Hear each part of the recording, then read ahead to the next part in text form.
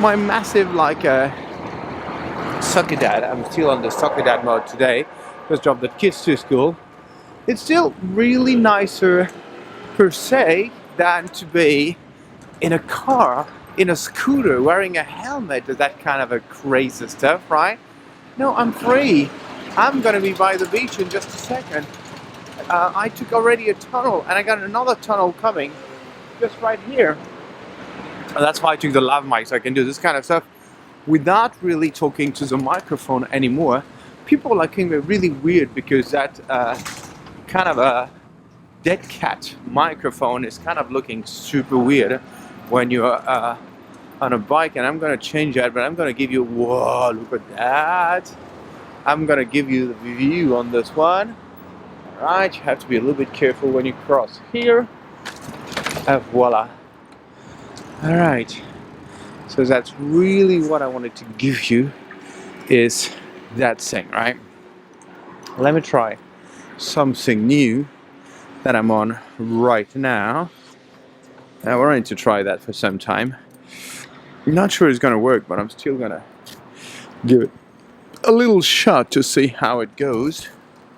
Well, no, it's not really working per se, right? Last time in my last video, which is online today, this morning, I show you the Negresco. This one I'm showing you this Palais de la Méditerranée, which is also like a very turning point of the century. I'm gonna get back on the bike line because I'm making people nervous. And the Royal, I really like the Royal as well. We have a nice building here on the Promenade des Arts, which is the official name. My book on Nice is still only in French, has not been translated yet to English, but I hope it will one day. Eventually, I'm working on all this, right? But that's the thing about being an independent writer and an independent publisher. The cost very quickly goes through the roof, right? All right, the lake make another stop right there. Wow, first admire that morning view, that little fisherman over there, and this is just fantastic stuff, right? Just love that stuff so much. All right, but mostly I'm doing this one because I really enjoy making those little talks by the beach, by the way. And I'm going to the gym, and you're like, what?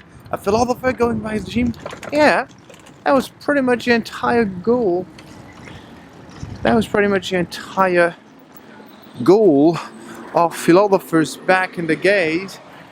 They literally goes to the gym because that's where gymnastic was a way to train your brain. If you read in the Republic of Plato, Soma Sema, which is a play on words, right? Your body is in prison and you have to exercise your body so you can exercise your mind. I've said that many times at the Louvre, and I still live by that rule. Next thing I want to do, so this morning I was listening to a little, how do I put that? Oh yes, a literature podcast, which I really like, in French, about the new books coming out and nothing so far. It's really exciting, but sometime I bought some books from that.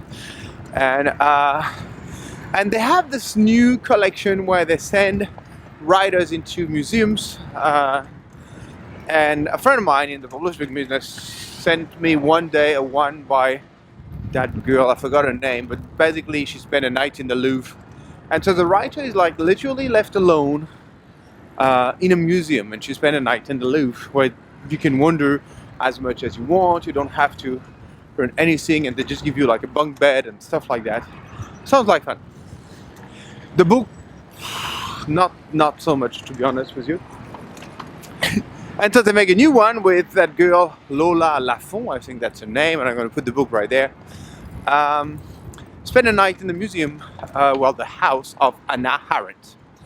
And the critics this morning were saying, oh my god, this book is fantastic, stuff like that. So I read a little bit of the book. I don't like Lola Lafont to begin with, and I didn't really like the beginning of that book to begin with as well. But I just want to say, this whole work on the memory of the Shoah is kind of disturbing. That's why I'm making that video. Alright, so historically, World War II happened. Just want to say, we had some people in jail. I got my two grandfathers in Germany. I got my great-grandfather in Germany. He died there. I'm not Jewish. He was like doing SCO, like the workforce when you work and they free prisoners of war. So he went there, and like one worker was freeing like 3 prisoners to 5 prisoners of war, something like this.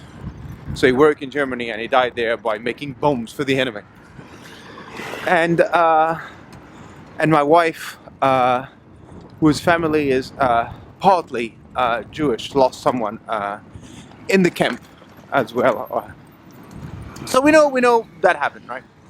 But my point is to say, okay, maybe we've been too much around that memory line. So the whole thing, like, we have to remember. And why I'm saying that, because one of the writers was saying, okay, so most of the people who survived the Shoah, and I meet that minister, Simone Veil. I went to the Rothschild Foundation when my friend, the sculptor, got his prize, and I made survivor Laszlo. I drink some vodka with him. I'm talking about that in my book.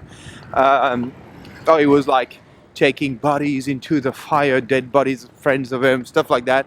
And I know the horror. I know what happened in the camp, well, as far as you can know from an external point of view. And of course, it's an important part of history. My point being, and the writers, one of the literally critics used to say this morning, Frederick, which I know, I met a few times, used to say, well, it's hard right now because there's no more survivors. Well, yes, my grandmother went through the war, and she forbid me to learn German for that, which is a big suffering of my life because I'm really into art history and philosophy. So most great genius of that are Germans. And the thing is, and he said, so we have to find tricks to talk about that, like sending a writer into Hannah Arendt's house, right? Hannah Arendt, if you haven't read the journal, she died at 16 and she's writing and feeling stuff like that. I was never really moved by that book. There's another one written by that girl. I'm going to put that name right there. Here in Paris, I used to make a visit right there. But still, I was never really moved by any of that. Maybe I'm emotionless or whatever. But most important, I think we need to move on. And if we talk about memory, we should talk about the memory of slaves. We should talk about the memory about the natives. I was talking about my friend in Canada. How Canada in history murdered people through poison blankets. So you pretend to help people's blankets and you poison them. Like in history, we pretend to help people with water and making them drink poison and stuff like that, right? So we can talk about any memories in the world. My point is, like, yes, it is most definitely time to move on. We can't go on with that shit because it's just too much. Like, dealing with memory, and I'm talking about all the memories of all the war in the world. What we're going to do? We're going to spend an entire life talking about memories. And again, I'm an historian. There's nothing I love more than history. It's the political use of it. It's like the civilization use of it that is really kind of annoying me. And I'm sorry I have to, oh goodness, change hand on this one. The civilization use on it, which is really, really disturbing in many ways. Why do we need to talk about that constantly? Let me give you an example. During the re-election of the president, in between the two turns, you know what he did? He went to the House of the Memory of the Shoah, right, in Paris. And again, what does that have to do with civilization? Like, oh my God, we should be careful not to go to barbarism again.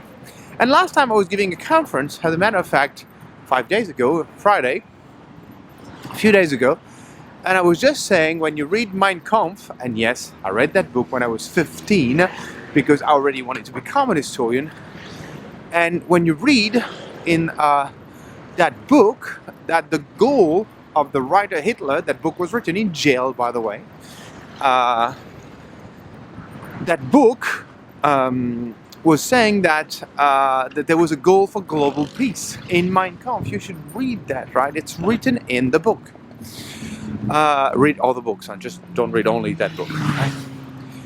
And yesterday I was reading about Hannah Arendt again, Eichmann in Jerusalem, which is still one of my favorite books ever, and I love that writer so much.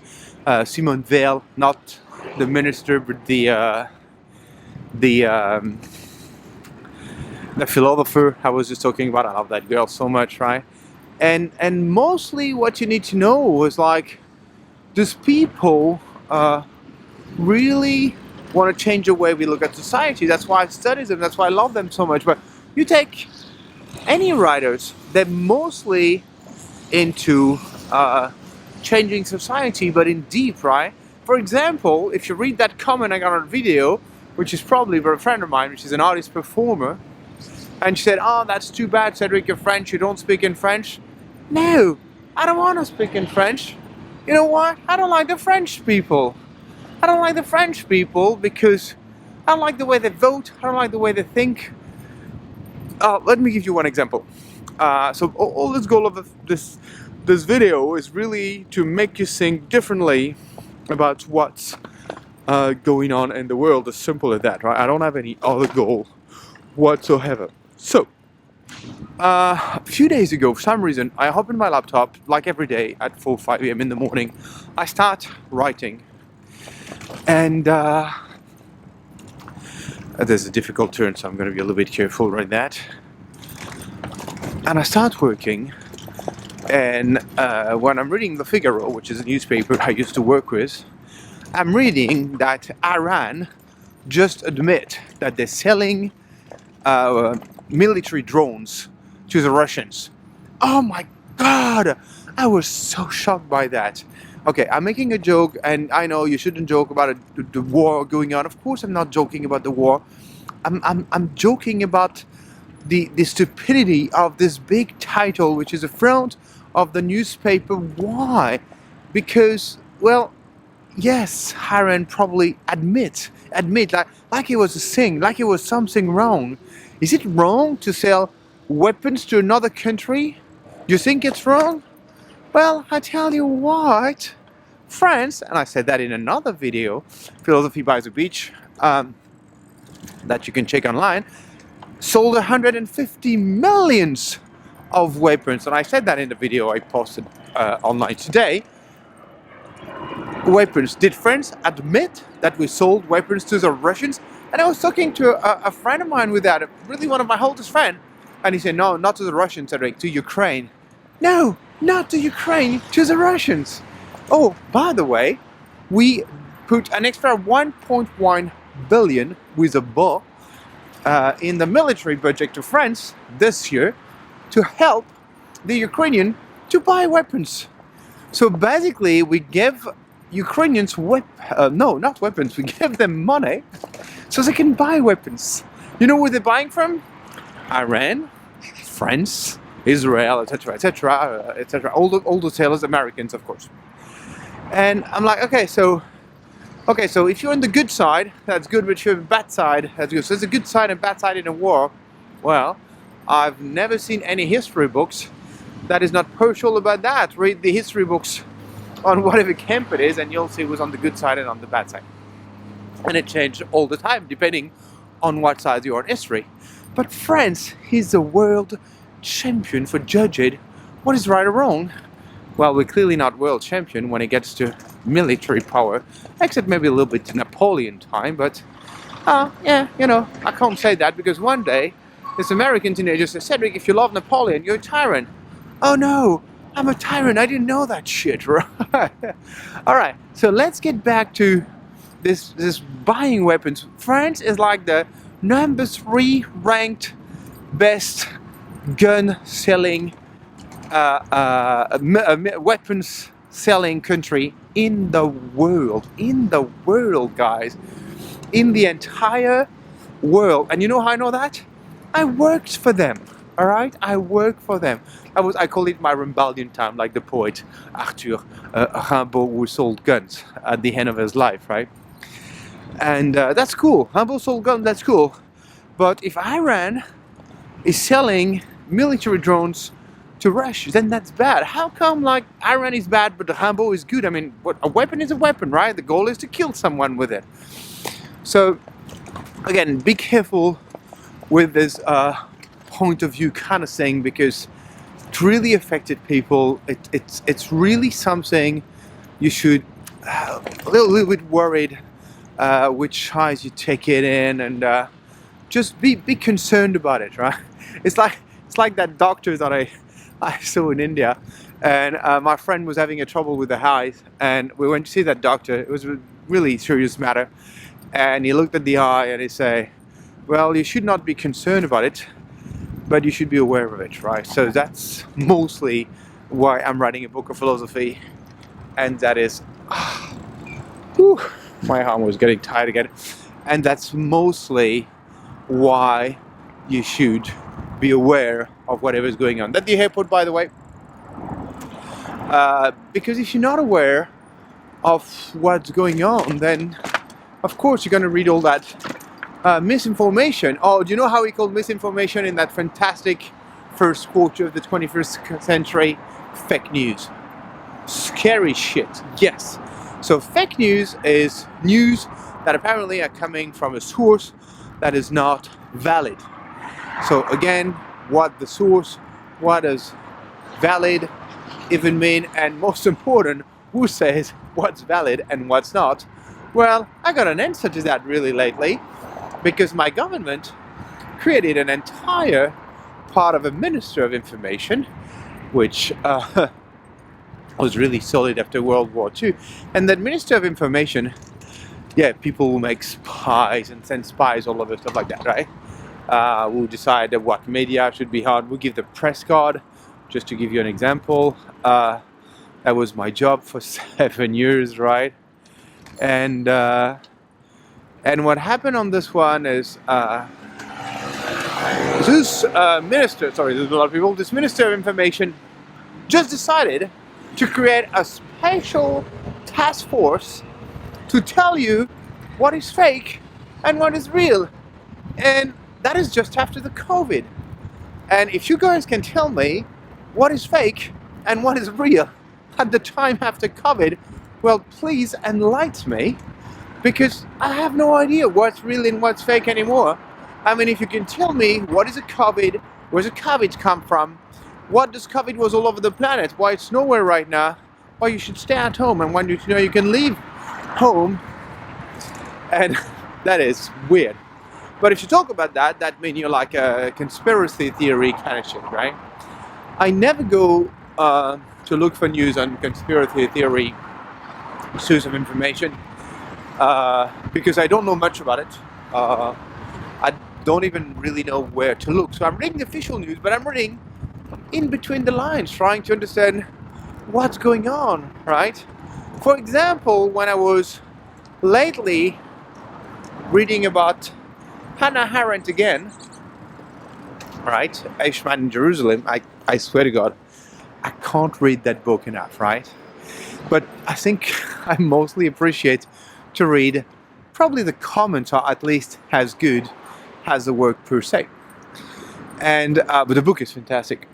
So the comment says, like, she was not really in Jerusalem the entire time. She was just there for the beginning. I think the trial was like 7 months, if I'm correct. I can't remember that per se. And she stayed like a month or something, so she stayed only a bit of it, right? And for those who haven't read, Eichmann in Jerusalem, so basically he's part of the final solution. And we're going to say a word about the expressions used by governments as well. And the defense he put on with his lawyer was like mostly trying to pretend that he was just a poor guy, like almost stupid, like, you know, like someone who's like part of the administration, who was just doing his job, stuff like that, right? So I'm going to film the other way because this one is not really nice. And And it kind of worked for some time, but then it didn't work anymore because they hanged him. So just so you know, Israel do not have death penalty, and they make an extra for Eichmann, and he was hanged. That was the death penalty they decided for him. Which, I guess in my country, when death penalty was stopped in 1981, seemed like something that could be okay if it's voted by law, it's voted by parliament. But it's really weird that you change your constitution just to make an example, because the whole idea of a constitution is like what you write in the constitution, it's what you should never touch, right? And this one was said to me by an historian, a lawyer, I really, really relate to, and I admire the guy because he had a deep mind, and I've known the guy for 25 years. You might recognize himself. And I think he got a point. I mean, what is the whole goal of the Constitution if you can move the Constitution anytime you want? The goal of the Constitution is like it's a text you never touch. And when you decide to change the Constitution, well, then you realize a big Congress, you make like a really, really long. So you're like, okay, World War II, the final solution was really something that probably was historically solid enough to change the Constitution. I give you this one, but it was done, and that's not me talking, right? I read that everywhere, and she's talking about it as well, Anna Arendt. Oh, the sky today is absolutely amazing. So, whew, shaky here. All right, so what happened on this one, I really want to show you this. That's a place to look at birds, and you got the planes in the back, so the modern birds. Yes, this is 21st century. We're flying, baby. We are flying, baby.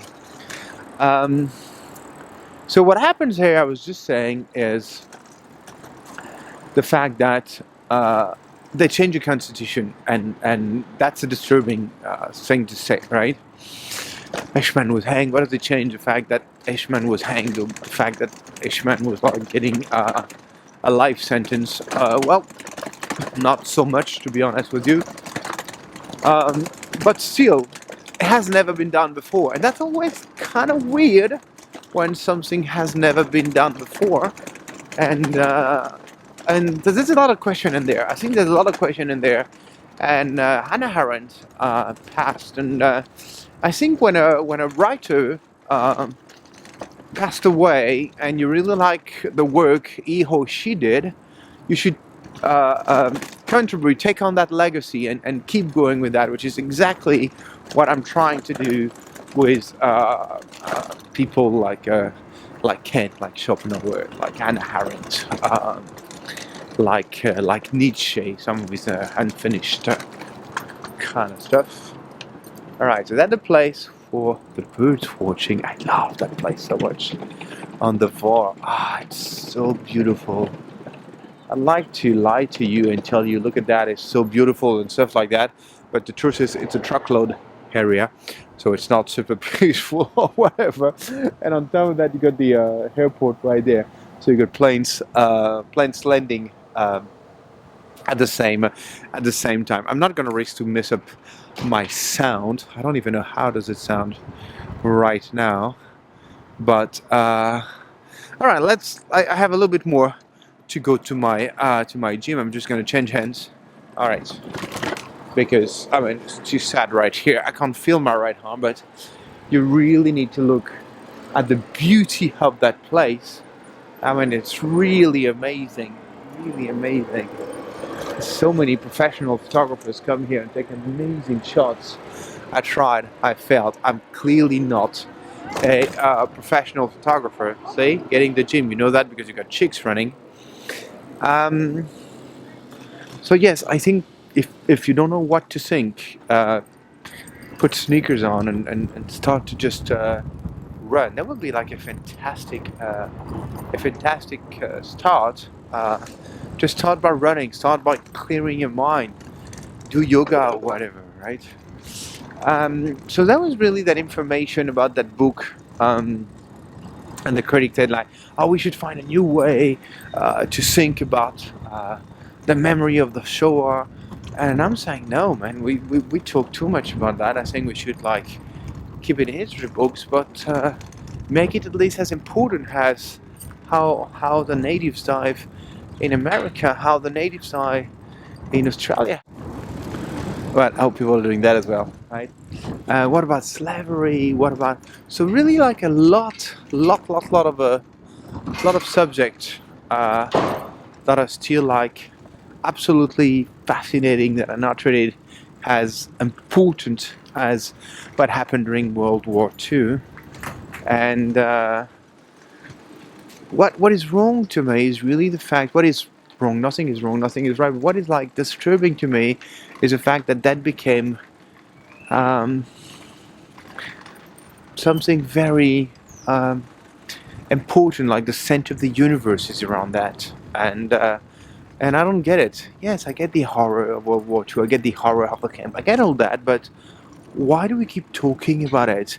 It's like talking about it is like eluding the horror of other people, and I'm pretty sure.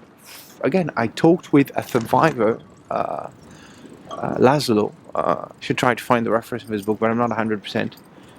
And he told me we should not talk about that. And you know what? What is interesting in that book that I made through my friend, the the sculptor and painter. What is important on this one is the fact that when I talked to him, he told me, and that struck me. I don't remember what was his job. He was really, really young, obviously, when he went to camp, and but he was like a regular. Oh, I'm just gonna stop for a second. Whew, getting off that saddle right there. But he told me that he didn't want to talk about it like at all, right? And that they almost force him. The community said you should talk about it. You should like make conference around it. And he went around the world and he wrote a book and he was talking about that again and again and over and over. And clearly he didn't like that. And he told me that, right, face to face, and that's why I got the information straight from the writer. And he just wanted to go back to have a regular life, to have like a wife and a family and kids, and I don't really know what happened with his regular life. I should read that book again. I read it a long time ago, at least 15 years ago. But I know that the work of memory has been done plenty, and I think using that memory as a political leverage, using that memory of those people who died to build a civilization around the guilt and the memory. And again, I'm a Christian. I know what it is to build a life around guilt, right? So forget about guilt and just move on. Just move on. Keep it, of course, here and teach about it and just make people aware of what happened, but just don't make the entire world around that, because if there's one way to make it a better place, it's definitely a way to move on and look in the future. Do not be stuck in the past, right? So that was my thought was this morning with my kind of a nose getting a little bit sick, so I have to be a little bit careful. That's why I'm going to the gym right now, because that's the best way to take care of your body, and then you will take care of your mind. I do believe in Plato and the Soma, Sema. Let me finish on that touch. So Soma is the psychosomatic, so the body, and Sema is kind of being constrained, or I say in jail. I know it's not the exact translation, but it's like really like that you find that like a link or something. So you have to be careful. You have to get rid of the link so you get a better understanding of yourself, and you try to think through, which is what I'm trying to say. I'm pretty sure by making these videos, a lot of people will say, Cedric, you're not thinking through. What you're saying is a lot of bullshit. Well, I'm trying. I'm a scholar. I'm a teacher now. I've been a journalist for many years, and I'm a writer. And yes, I've always been independent in everything I've been doing, which is independent. That try to tell you is someone who actually did not achieve anything or whatever. In my previous philosophic video, I was saying that I don't believe in money. I just got rid of my car I'm getting rid of most of my clothes. I'm trying to get down to only 100 objects. I'm trying to never ever buy anything new anymore, and to go with only used items and buy used items only. I believe like building stuff and making you believe. So there's a lot of beliefs that I think we should question, like the economy of a country should be built on the growth and what we build in the economy, and I don't believe in that anymore. I think we should get over that, which is move on to a system of society which is at least not built on economy per se, or at least we should define again the word economy and see what it exactly means, right? Alright, that was Cedric. Thank you for watching Laughing Museums, and don't forget, no matter what you do, if you're not doing it with a smile, well, you might be doing it wrong. You guys take care.